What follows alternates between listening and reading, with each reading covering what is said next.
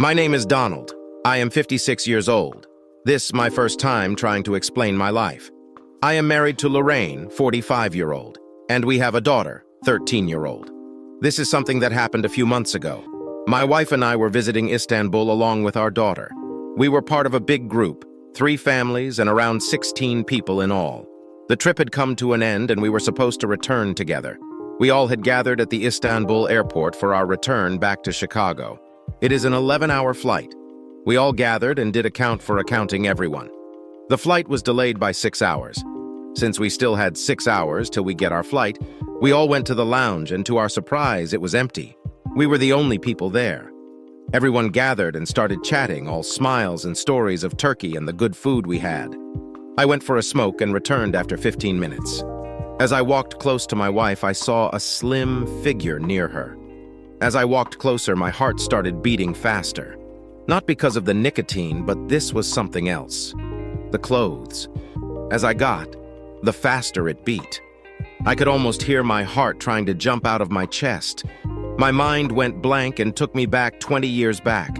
I was holding her hand. I was right there in the church. She was right beside me. I said I do and then kissed her. I took her home. We had a life together. Suddenly, I was right back in the lounge. I walked near my wife and told her I want to get some air and walked out. I did not look at the woman who was now talking to my wife. As I walked out, the floodgates to my memories opened up. She was right there. She was happy. I was happy. I closed my eyes and I was back in Columbus, GA. Beside the Chattahoochee River, we sat there often. Her name is Maria. She is my life. I have always loved her, ever since I saw her in college. She was mine. We got married and moved in together. Married life started great. I started working as a journalist and she started as a financial expert.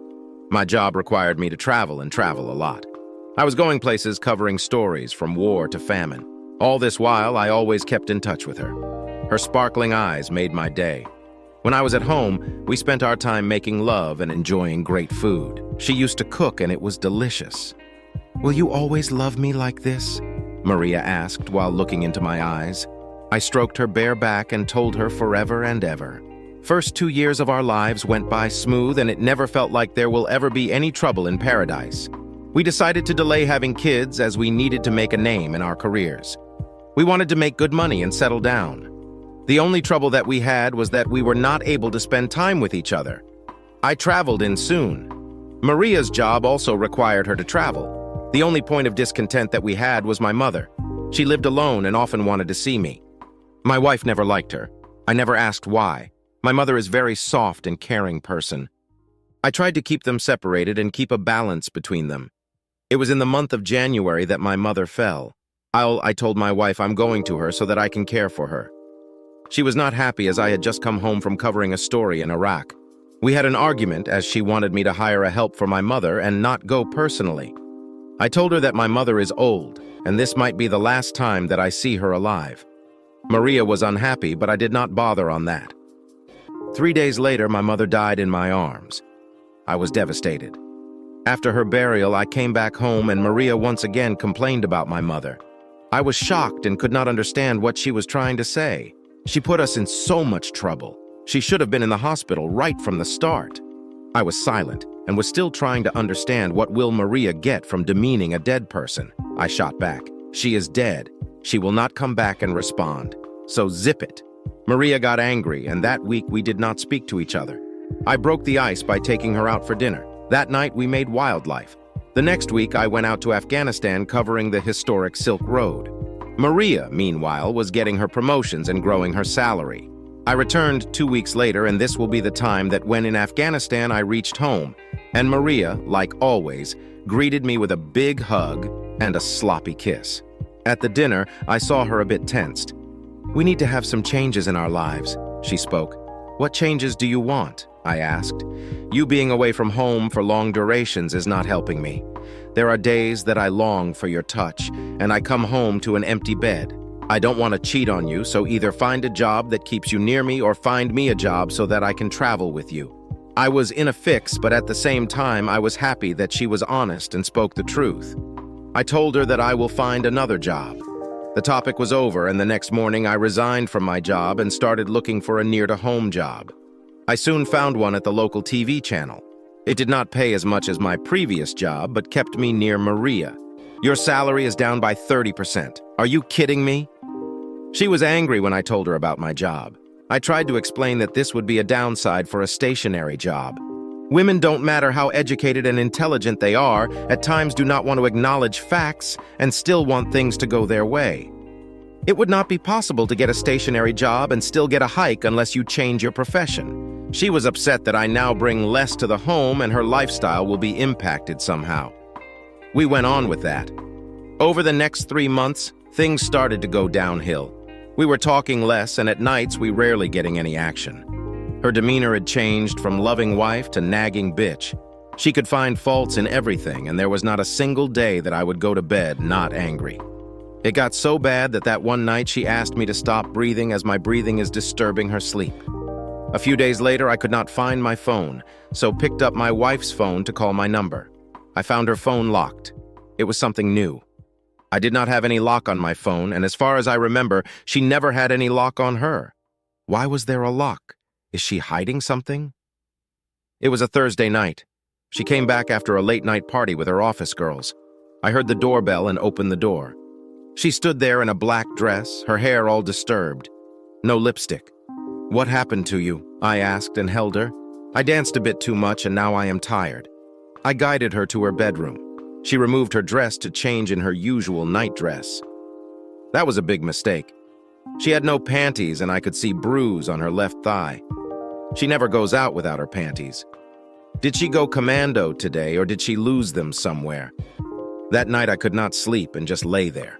Being a journalist by nature, I wanted to know the truth. I know a lot of people who can help me find it out, but I knew my shit and needed no help. 3 weeks later, I was outside the Motel 6 at Victory Drive. It was 2:30 p.m. and I tracked Maria's car to this motel. I walked towards room number 12, opened the lock and saw the monitor right across the door. In the other room was my beloved wife. There she was on all fours and her blonde lover in action. Her blonde lover, Steve Bowman, my dear enemy from our college, always had hots for Maria and once even took her out for a date before Maria started dating me. Good Maria screamed in ecstasy. Steve obliged. By now, my tears no longer flowed. I was dead.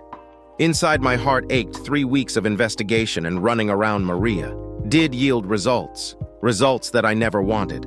I wanted to break open the door and do something very stupid, but I had promised the motel manager that I will refrain from violence. He was paying back for an old favor and put up a single condition: no violence and no property damage. He agreed and personally helped me put the recording devices in the room, but violence was never off the table outside the motel. I smiled and walked out of the motel, got in my car and parked right behind the only Mustang that was parked in the parking. It belonged to Steve. I took out my dear old ice pick and decorated all 4 tires. I waited. After 1 hour, they came out, Steve holding Maria by her bare waist. I took that on camera. I put my camera back and came out of my truck. I walked towards them and stood right in front of them. Maria was silent, looked like she saw a ghost. Steve had a sinister grin on his face, symbol of taking another man's wife. He still held her by the waist. Maria was meekly trying to remove his hand. "Hey, Don." She smiled. "What are you doing here?" I stared back at her. She went silent. She tried again. "I can explain. It's not what you think." "I'm not thinking, just observing." My eyes pointed at Steve's hand on her waist. "I guess he has taken away my wife." I smiled. "No, it's not that. We just had a meeting here." She spoke. "Meeting involved getting on all fours and getting drilled from behind." "Did he do you good?" I asked. She gasped as just a few minutes ago she had uttered the same words. "All your action is on video and will be going to your office, and I will make sure it goes to all our friends and family, and yes, it will be going to Linda and her dad." Steve screamed. "Leave Linda out of this." "Yes, she has no business in this," Maria added. "Her husband is screwing my wife, so yes, we have a lot of business, unfinished ones to be precise." I smiled and added, "Linda has already seen your action as it happened and is just waiting for the copy of the video so that she can drag your sorry ass in the court for a divorce. If I were you, I would prepare myself to say goodbye to dear old Mustang, as it will be sold out to pay for the settlement." He was furious now and lunged at me. Big mistake. Years have traveled to places like Iraq. Afghanistan made me a tough man. I had been among warriors, fighters, and people who were trained to kill. Did they teach me a few tricks? He threw a right hand and I blocked it, ducked forward and landed my left on his chin. He dropped like a bag of potatoes. He got up, wobbled a few steps towards me, only to get an uppercut on the chin. He did not get up. He lay there, out cold. Maria stood there, horrified. I looked at her and told her to get in the truck. She got in the truck and we drove off. We did not reach home. We went straight to my lawyer. Maria tried to ask, but I just held up my hand. We walked in the office and were asked to move to the large conference room. We both sat in the opposite sides of the table. The silence was dreadful. Soon, Ron Freeman, my lawyer, walked in the room, handed an envelope to Maria. "You have been served. Now, let me explain the terms. We have filed for divorce based on irreconcilable differences. You guys hold no property. There is nothing to discuss there. His mother's house is yet to be legally transferred in his name. So you will not claim that he will give you half of the money from your joint account. As we speak, the account has exactly half the money it had in the morning, so you may withdraw it since you earn more than him. There is no alimony. There is nothing else from my end." Ron left the room. Maria held the envelope and looked at me. I finally spoke. "In case you want to contest it, I will change the reason for the divorce under adultery and make sure that every soul that knows your name will know of your cheating exploits. Every recording I have will be shared on all social media platforms. I will send this to your office and make sure that your cheating ass is fired and you get no recommendation anywhere. You run away to a different city. I will follow you and make sure that rest of your life is spent in fear of your name being tarnished. I hope I am clear." She nodded. I got up and walked out. She stood up and spoke. "Don't you want to know why I did it? You wanted a lifestyle that I cannot provide. You wanted to fly high, but wanted someone at home. When you land back, you wanted happiness, but were not willing to pay the price for it. Fast cars, big fancy hotels, and good food. Your blondie lover gave you everything that I could not. You think that right? Isn't it? I'm not sure if you will understand it or not, but he was just paying for his fun time. He was already married and was looking for a cheap source of entertainment. How long would that have lasted? A few months. Then what would you have gone out hunting for? Another lover, then another. Your happiness is just a state of mind. You can be happy with less or you can be sad with a lot. Today you stand here with an envelope in your hand and nothing else. Have a nice day, Maria." I left. I saw her in the court a few months later. Never spoke to her, never saw her eyes. Just the court's orders, divorce granted. Steve never filed for any complaint against me. Even if he had filed for it, he would have lost. There were cameras in the parking, and he would have come out as the aggressor. I did send Linda the videos and all the evidence of Steve's adultery. She did not waste time with him few amount of the house and divorced him. I did hear a rumor that he was beaten up by Linda's brothers and he spent a few days with some broken bones. He was divorced and even had lost his job. Linda's father was a connected man. Steve did sell his Mustang to pay for his settlement. I never told this to anyone, but Linda's father wanted to punish Maria as well. Linda stopped them. I left my job and soon enough I was hired back in my old job but in a different city. Life went on. Here I am today at Istanbul Airport. Chief journalist for a big magazine, loads of money, a great faithful wife, and an amazing daughter. I walked back in the lounge. My wife was still talking to her. Hours passed. I stayed away from my wife. She was constantly talking to Maria and stealing glances at me. I was worried. I never hid my past for my wife. But I don't know what Maria will plan in her mind. A few hours later, I checked with the airport officials and they confirmed the departure time. We got in the boarding queue, and after some grueling minutes, I was finally in the flight and sitting right beside my wife. She was smiling, and her smile was a lot different than usual. I asked her what was the discussion with that lady. "Oh, that lady, your ex-wife Maria. I was saying thanks." I gave a puzzled look. "Thanks?" I asked. "If she had not screwed up, how would I have got you?" She smiled. "Did she tell you that?" I asked. "No, she never talked about you. I read the court's orders in your investigative material. They were in the attic. What were you two talking about?" "Nothing. I was just listening how she missed her ex-husband and how she would trade everything to get a life like mine." I smiled and closed my eyes and pushed back into my chair. Life, as I knew it, was a beautifully orchestrated symphony. each note playing in perfect harmony, or so I thought. I'm Alex, a software developer by profession, a lover of puzzles and chess by passion. My wife, Sarah, was the melody to my life's symphony. Or that's what I believed until the day the music stopped. Our story began in a small, cozy town where everyone knew each other and secrets were hard to keep. Yet somehow, a secret did manage to stay hidden, festering in the shadows until it was too late. Sarah and I met during our college years, fell in love, and decided to build our life together in this picturesque town. She was a high school English teacher, beloved by her students and respected by her colleagues. Our life, to the outside observer, seemed perfect. But perfection is often a mask for something darker, something I was about to discover in the most heart-wrenching way. It was a typical Thursday evening. I was working late on a project that had been consuming all my time and energy. Sarah had been understanding, supportive even, of my long hours and the dedication I had to my work, or so it seemed. That evening, I decided to surprise Sarah by coming home early, planning to take her out for a romantic dinner. I was looking forward to seeing her smile, the way her eyes lit up when she saw me unexpectedly. However, as I approached our home, a sense of unease began to settle over me. It was quiet. Too quiet. Our dog, Max, didn't come running to greet me as he usually would. The silence was unsettling. I opened the door and called out for Sarah, expecting to hear her voice echo back from somewhere within our home. But there was no response. The house felt abandoned, a stark contrast to the warmth and love it usually embodied. As I walked through the living room, I noticed a glass of wine on the table, still full, its contents reflecting the dim light of the setting sun. It was then I heard the faintest sound, a whisper of a movement from upstairs. With a sense of dread building within me, I quietly made my way up the stairs, each step feeling heavier than the last. The door to our bedroom was ajar, a sliver of light escaping into the darkened hallway. My heart was racing, my mind preparing for the worst. And there it was, the scene that would forever change the course of my life.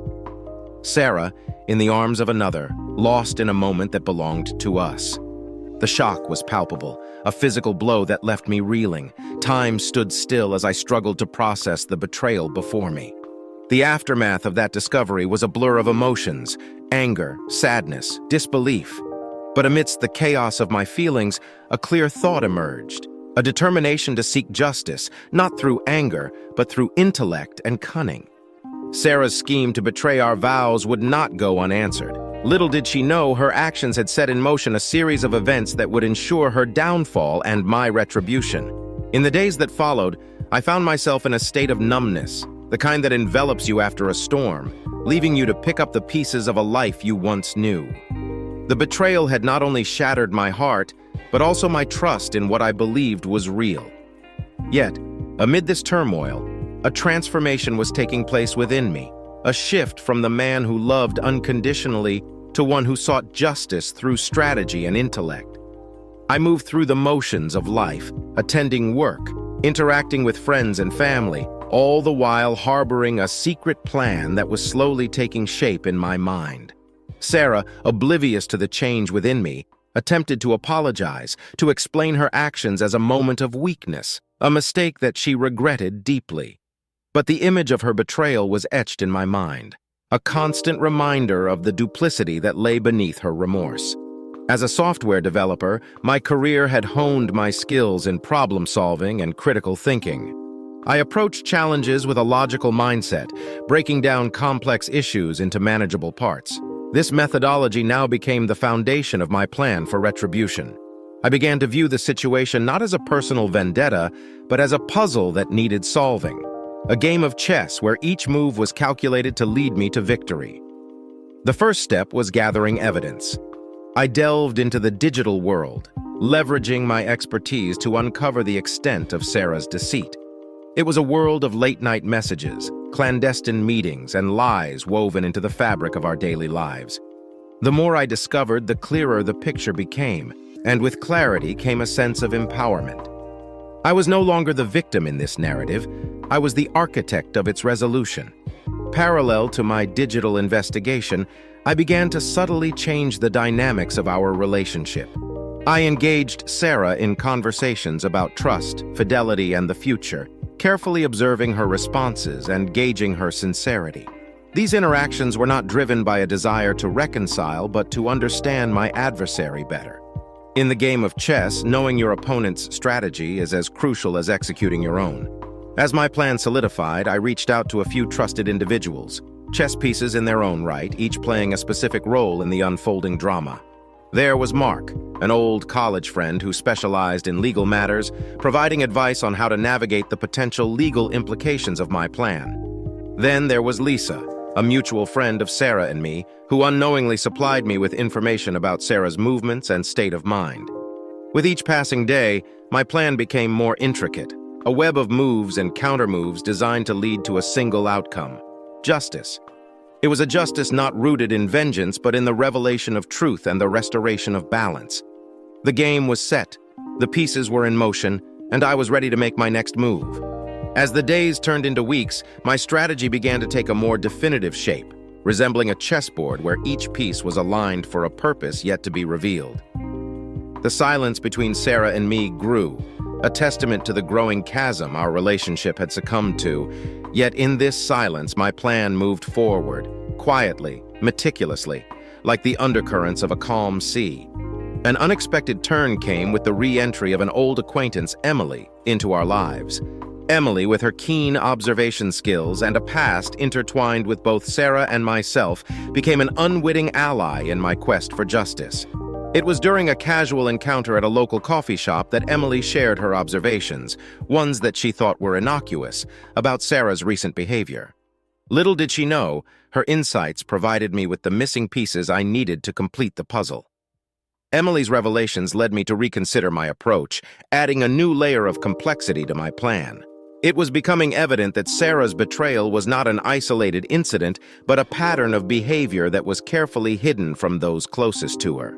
This knowledge fueled my determination, sharpening my focus on the end game. Meanwhile, my covert operations to gather evidence were proving fruitful. Technology was my ally, allowing me to uncover a trail of deceit that went beyond my initial suspicions. It was a digital footprint that Sarah had underestimated, one that would ultimately lead to her undoing. As I continued to assemble the pieces of the puzzle, I also began to see the importance of creating alliances, not just for the sake of gathering information, but for building a support network for the aftermath. This was not just a game of strategy, but also a journey that required emotional resilience. Mark and Lisa, aware of the unfolding situation, offered their support, not just as participants in a plan, but as friends who understood the toll this was taking on me. It was during this period of quiet strategy and alliance building that Sarah began to sense a shift in our dynamics. Her attempts to bridge the gap between us became more frequent, yet her efforts seemed to lack the genuine desire for reconciliation. Instead, there was a palpable sense of desperation, a realization that the foundation she had so carelessly fractured was not as easily repaired. The chessboard was set, and the players were making their moves, some seen, some unseen. The next chapter of our story would not only reveal the depth of the deceit, but also the strength of the bonds formed in the pursuit of truth. The game was about to enter a critical phase, one where the unseen alliances would come to light, and the balance of power would shift in a way Sarah could never anticipate. As my plan unfolded, I realized the importance of patience and precision. Each step had to be meticulously executed, leaving no room for error. The digital evidence I had collected served as the backbone of my strategy, but it was the human element that would ultimately tip the scales in my favor. During this period, I noticed a shift in Sarah's behavior. Perhaps sensing a change in the dynamic between us, she oscillated between attempts at reconciliation and periods of detachment. Her inconsistency only fueled my resolve, serving as a reminder of the facade she had maintained for so long. One evening, as we sat across from each other at dinner, the air heavy with unspoken words, Sarah broached the topic of our future. She spoke of forgiveness and a new beginning, her words laced with regret. However, the sincerity I once would have sought in her eyes now seemed like a distant memory. I listened, nodding at the appropriate moments, all the while knowing that the path to truth was one I would walk alone. As the days passed, I strengthened my alliances, drawing on the skills and insights of those I trusted. Mark provided invaluable legal guidance, ensuring that my actions remained within the boundaries of the law. Lisa, ever the unsuspecting intermediary, relayed information that painted a clearer picture of Sarah's state of mind and her interactions with the person who had come between us. It was through Lisa that I learned of an upcoming weekend getaway Sarah had planned with her paramour. This knowledge presented an opportunity to confront the reality of our situation head-on. However, direct confrontation was not part of my strategy. Instead, I saw it as a chance to set the stage for the unveiling of my plan. I began to lay the groundwork for what I termed Operation Transparency. This operation was designed to expose the deceit in a way that left no room for denial or evasion. I meticulously organized the evidence I had gathered, arranging it in a narrative that would be impossible to dismiss. The goal was not merely to confront Sarah, but to force her to confront the consequences of her actions. As the day of their departure approached, I prepared for what would come after. I knew that the revelation of the truth would be just the beginning of a longer journey toward resolution and, hopefully, healing. My emotions were a complex tapestry of sadness, betrayal, and a faint glimmer of hope for what lay beyond the pain. The weekend had arrived, a weekend that, under any other circumstances, would have been just another series of days. But for me, it was the culmination of weeks of planning, strategizing, and anticipation. Sarah had left early in the morning, her bags packed for the getaway that she believed was a secret. In her wake, she left a trail of lies that was about to be illuminated in the harsh light of truth. I had chosen this weekend for Operation Transparency, not out of spite, but because it provided a clear, undeniable context for her actions. There would be no room for excuses, no plausible deniability. The stage was set, and the audience, though unaware of their role, was ready. The operation began with a simple yet profound action. I sent an email. But this was no ordinary email. It was addressed to a select group of friends and family, those most impacted by the web of deceit that had been spun. The email contained no accusations, no expressions of anger or betrayal. Instead, it included a link to a digital folder, a meticulously curated collection of evidence that spoke louder than any words I could have penned. As the hours passed, the responses began to trickle in. Shock, disbelief, support, and in some cases, silence. The truth, once out in the open, could not be ignored or brushed aside. It demanded acknowledgement and response. Meanwhile, I turned my attention to the next phase of my plan. With Sarah away, I had the opportunity to make changes to our shared living space. I removed my personal belongings, those items that held significance only to me, and arranged for them to be stored. I also left a letter for Sarah, one that I had written and rewritten countless times. In it, I expressed not anger, but a desire for understanding and closure. It was an invitation to dialogue, an offer to navigate the aftermath of our shattered relationship with dignity and respect. As the day turned into evening, I found myself at a local cafe, a place where I had spent many hours lost in thought over the past weeks. My phone was silent, the storm of responses having abated for the moment. It was in this quiet solitude that I reflected on the journey that had brought me to this point. The pain of betrayal was still sharp, but it was now accompanied by a sense of liberation. The truth was out, and with it, the weight of secrecy was lifted. I realized then that my quest for retribution had evolved into something more profound. It was no longer about settling scores or exposing lies. It was about reclaiming my integrity, my sense of self. It was a declaration that I would no longer be defined by the actions of another, that I would move forward on my own terms. As the night drew to a close, I returned home to the silence of an empty house. The absence of Sarah's presence was palpable, a stark reminder of the distance that now lay between us. Yet in that silence, I found a sense of peace. The road ahead was uncertain, filled with challenges and opportunities for growth. But I was ready to face it, armed with the truth and a renewed sense of purpose. In the wake of Operation Transparency, the landscape of my life underwent a seismic shift. The immediate aftermath was a whirlwind of emotions, confrontations, and, unexpectedly, moments of profound clarity. Sarah returned home earlier than planned, the getaway cut short by the revelation that had unfolded in her absence. The confrontation that ensued was unlike any we had experienced before. It was not marked by anger or accusations, but by a somber acknowledgement of the reality we both had to face. Sarah's reaction to the evidence and the letter I had left was a complex tapestry of regret, disbelief, and a palpable sense of loss. She tried to explain, to offer reasons for her actions, but the words felt hollow, lost in the gap that had grown between us. It was clear that the foundation on which we had built our relationship was irrevocably damaged.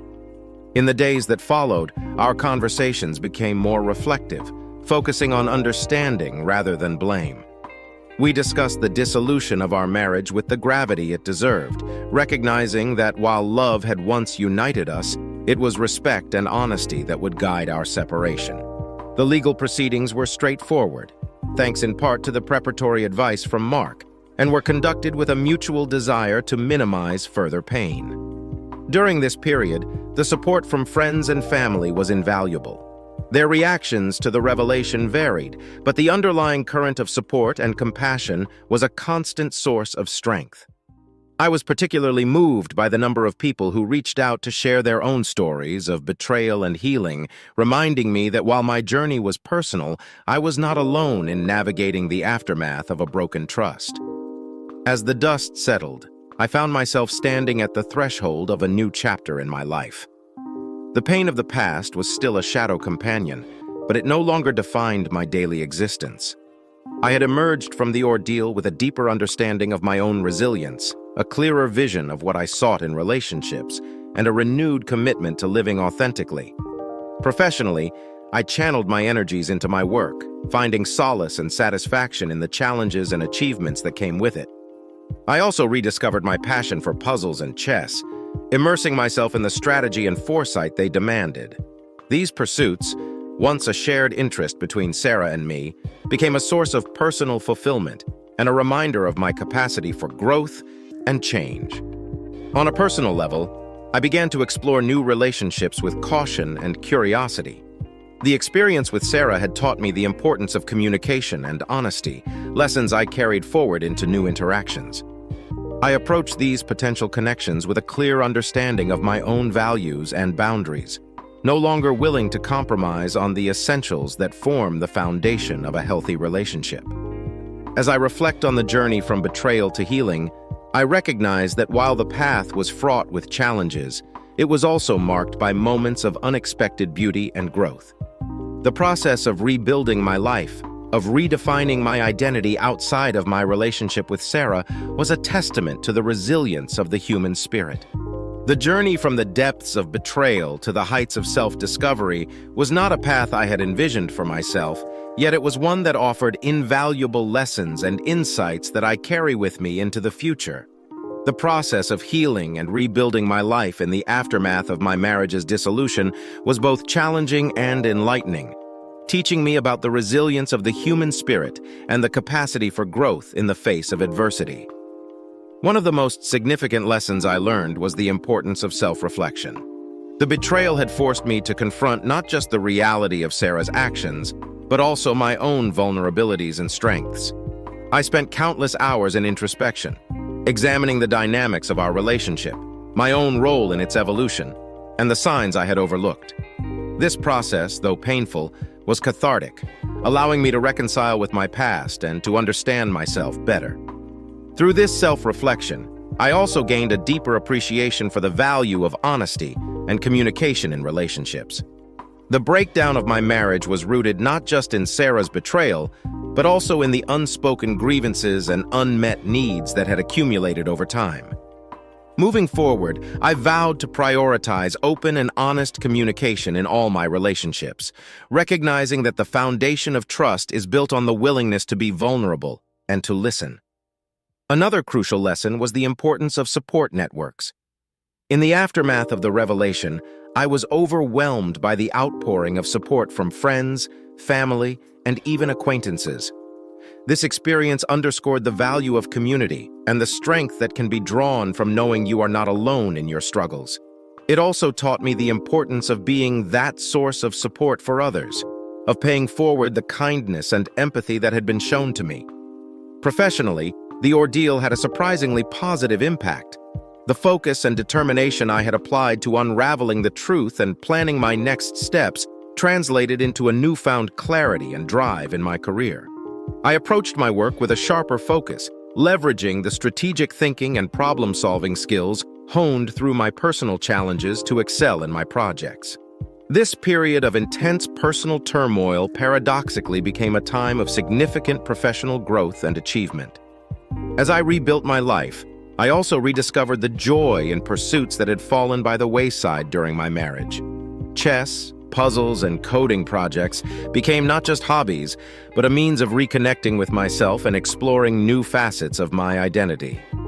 These activities offered a sense of accomplishment and fulfillment that was wholly my own, untethered from the dynamics of my past relationship. Perhaps the most profound lesson, however, was the realization that healing is not a linear process. There were days when I felt invigorated by the possibilities of my new life, and others when the weight of the past seemed insurmountable. I learned to accept these fluctuations, to be gentle with myself during the low points, and to savor the moments of joy and peace when they came. As the chapters of my life continued to unfold after the storm had passed, the landscape of my existence gradually took on a new form. I found myself at the threshold of new beginnings, cautiously stepping into a future filled with unknowns. The lessons of my past were etched deeply into the fabric of my being, guiding me as I navigated the complexities of forging new relationships. Embarking on new relationships after such a profound betrayal was a journey marked by a mixture of hope and hesitation. I had emerged from my previous experience with a clearer understanding of my own worth and the qualities I valued in a partner. Honesty, communication, and mutual respect were not just desirable traits. They were non-negotiable. Yet the shadow of past hurts lingered, a reminder of the vulnerability that comes with opening one's heart. The world of dating had changed, and so had I. My approach to new relationships was characterized by a greater level of self-awareness and intentionality.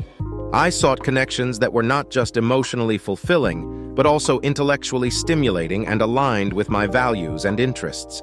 The games of chess I so dearly loved became a metaphor for my approach to relationships, strategic, thoughtful, and always mindful of the moves ahead. My first foray into a new relationship was with someone who shared my passion for technology and innovation. Our conversations flowed effortlessly, from discussions on the latest advancements in software development to debates on the ethical implications of artificial intelligence. It was a connection that, while promising, ultimately served as a reminder that shared interests alone do not a lasting relationship make. We parted ways amicably, each grateful for the insights and growth our brief time together had provided. This experience, though short-lived, was pivotal. It reinforced the importance of patience and the understanding that meaningful connections cannot be rushed. It also highlighted the value of mutual growth and support in a relationship, elements that had been conspicuously absent in my marriage to Sarah. As I continued to explore the possibilities of new beginnings, I also invested in deepening the relationships with those who had stood by me through my darkest days. Friendships that had once been taken for granted were now cherished with a newfound appreciation. Family ties were strengthened, and the sense of belonging and support they provided became a source of comfort and strength. Professionally, my career continued to flourish. The challenges I had faced in my personal life had honed my ability to navigate adversity, making me more resilient and adaptable in the face of professional challenges. My successes at work, in turn, bolstered my confidence and reaffirmed my belief in my own capabilities.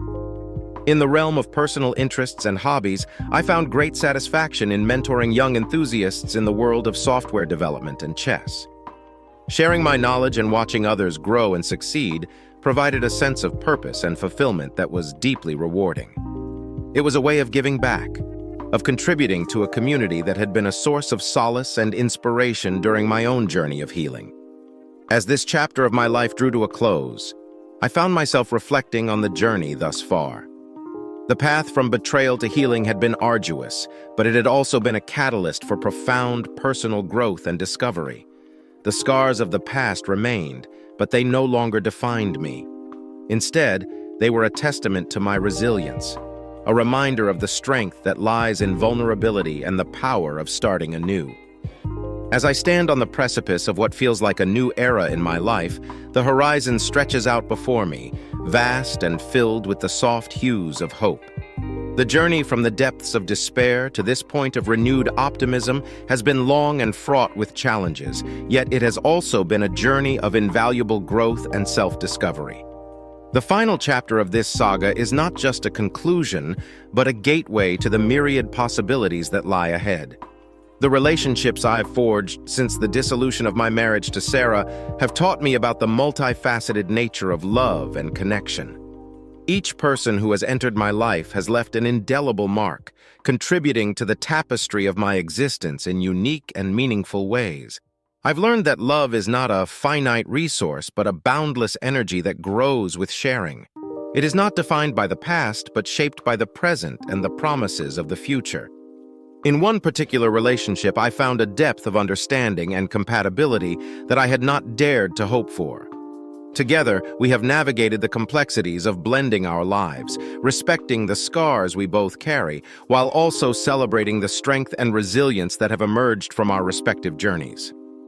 This relationship has been a testament to the power of second chances and the beauty of finding someone with whom your soul resonates on a profound level. Professionally, my career has reached heights that once seemed unattainable.